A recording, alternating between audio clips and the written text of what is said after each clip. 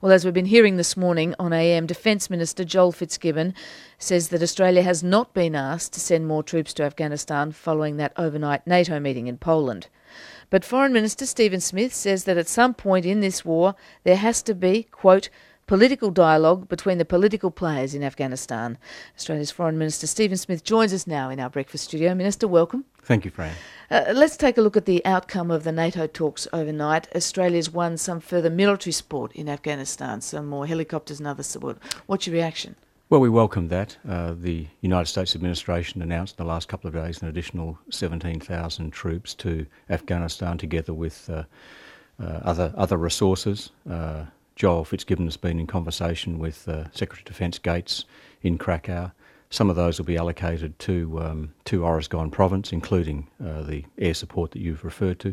So that's a good thing. Our nearly 1,100 troops are in some of the most difficult and dangerous areas, and it's clear that the additional support's required.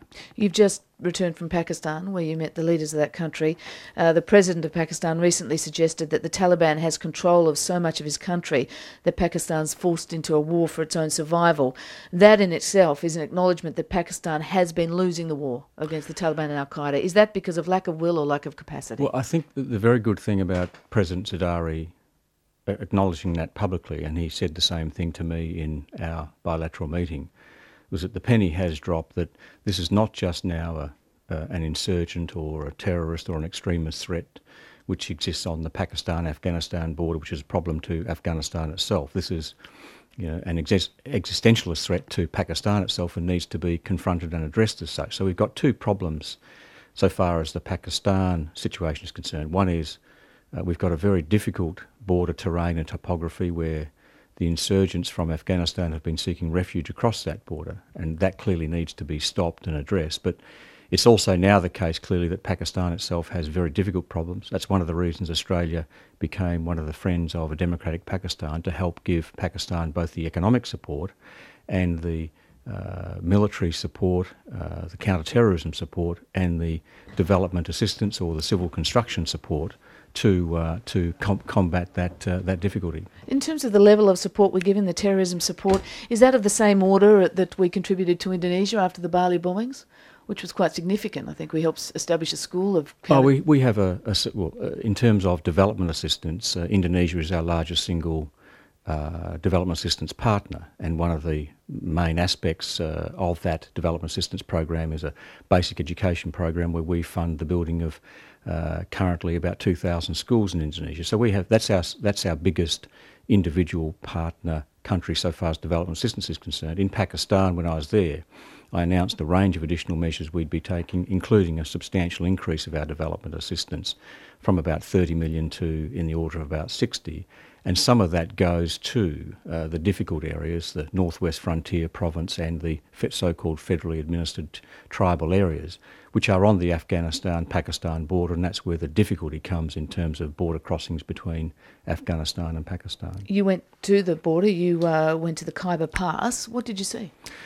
Well, I flew in helicopter to Peshawar and there up the Khyber Pass and landed at the Khyber Rifles Fort, spoke to the people on the ground. A number of things came out of that trip. One, you get a very good appreciation of the difficulty of the topography, the difficulty of the terrain, but also how easy it is to effect border crossings there. In some respects, more importantly, I got a very good appreciation of the history and the culture of the movements across that border from the various tribes, and from their perspective, the artificiality of the border effectively created by the British. But what has become clear, and this is also acknowledged now by the Pakistanis, that there has to be complete and proper coordination between what the Pakistanis do on their side of the border, together with the Afghanistan government and the international force, to get the coordination going there. There are some good signs in a difficult situation. President Zardari has made a point of involving President Karzai from Afghanistan closely. It was his first overseas visit. President Karzai is due to go back to Pakistan shortly. So we're starting to see better coordination between those two nation states and the international force itself. With respect, it's sounding as though the light suddenly switched on in Pakistan's leadership, which is a few years too late and many billions of dollars worth of aid too late, isn't it? It was supposed to be doing this job for a long time. I think for the last 12 months we've been saying, the Australian government's been saying, there is an acute problem in the Afghanistan-Pakistan border area that has adverse implications for Afghanistan. In the course of last year, we also started to say we believe we have a serious problem in Pakistan which needs to be addressed. That's now acknowledged and appreciated by the international community, just as it is by Pakistan. That's one of the reasons, for example, why Ambassador Holbrooke was appointed by President Obama to be an envoy not just for Afghanistan but for Pakistan and Afghanistan. These two countries need to be treated together and at the same time. But the Pakistan problem is not just a problem that relates to the Afghanistan border, and that's now clearly appreciated by Pakistan. And in my conversations with my counterpart, Foreign Minister Qureshi, or the Chief of the Armed Forces, General Kayani, they have a very clear understanding of that and know that it needs to be addressed. Pakistan also has very substantial economic problems, and that has to be addressed as well. And my counterpart, Qureshi, essentially says that Pakistan will only live in peace and security if its fundamental economic problems are addressed and the peace and security issues are addressed as well, and I strongly believe that's right. Last night you seemed to agree with others who were describing the situation in Afghanistan as a stalemate. You also said at some point in the cycle there has to be a political dialogue between the political players in Afghanistan. Are you calling for a Taliban to be included in political discussions? Do we need to start talking directly with the Taliban? Well, we can't be talking to the extremists and the terrorists who are interested only in imposing their will by force of arms.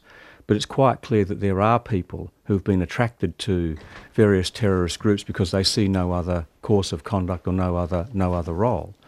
The point I've been making is whether it's Afghanistan or Pakistan, you can't win these issues by military force alone. It has to be a combination of three things.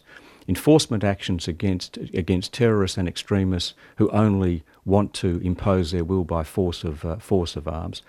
You've also got to make sure that you have at the same time a civilian reconstruction or nation building or capacity building approach so that people can see that there is improvement in their country. And thirdly, at some stage you've got to see a political dialogue between the political players and the political parties in a particular country, whether it's, as in this case we're talking about, Afghanistan.